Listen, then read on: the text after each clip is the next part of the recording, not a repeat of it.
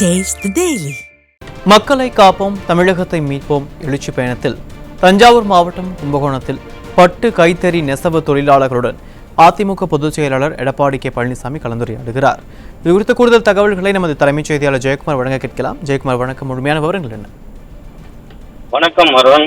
அனைத்திந்திய அண்ணா திராவிட முன்னேற்ற கழகத்துடைய பொதுச் செயலாளரும் சட்டமன்ற எதிர்க்கட்சி தலைவரும் முன்னாள் முதலமைச்சருமான புரட்சி தமிழர் எடப்பாடி கே பழனிசாமி அவர்கள் மக்களை காப்போம் தமிழகத்தை மீட்போம் என்கிற புரட்சி பயணத்துடைய 13வது நாளாக இன்றைக்கு தஞ்சாவூர் மாவட்டம் கும்பகோணத்திலே, அதாவது பல்லாயிரக்கணக்கான அந்த விவசாயிகளுடைய கோரிக்கை எழுச்சியோடு நேற்றைய தினம் பேசியிருந்தார்.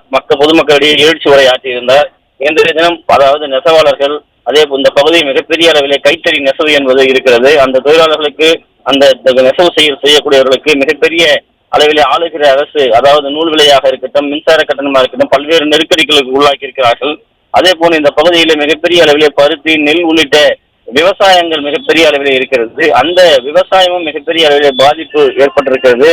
விவசாயிகளுக்கு ஏற்படக்கூடிய அந்த பாதிப்பிலே அவர்களுக்கு வழங்க வேண்டிய இழப்பீடுகளை முறையாக வழங்கவில்லை என்கிற குற்றச்சாட்டு இருக்கிறது. இதனால் தற்போது அனைத்திந்திய அண்ணா திராவிட முன்னேற்ற கழகத்துடைய பொதுச் செயலாளர் புரட்சி தமிழர் எடப்பாடி கே பழனிசாமி அவர்களை சந்தித்து இந்த கோரிக்கை மனுக்களையும் அதே போன்று அவருடைய கோரிக்கைகளையும் அவர்கள் பேசி வருகிறார்கள்.